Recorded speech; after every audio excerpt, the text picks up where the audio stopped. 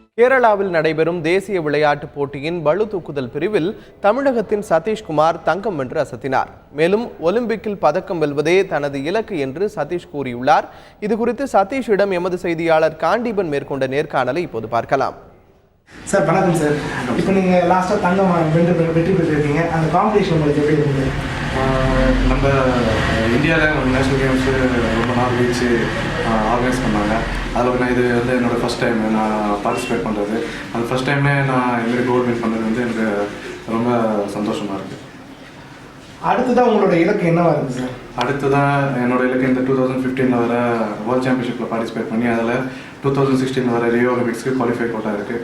அது குவாலிஃபை பண்ணி அப்புறம் அந்த ரியோ ஒலிம்பிக்ஸ்லேயும் ஒரு மெடல் வின் பண்ணணும்னு அதுதான் என்னோட இலக்காக இருக்குது. இப்போ பளுதூக்கும் வீரர்களுக்கு வந்து மத்திய மாநில அரசுகள் எந்த மாதிரியான அணுகுமுறையை கொண்டு போய் அவங்களுக்கு ஊக்குவிக்கணும்னு நினைக்கிறீங்க?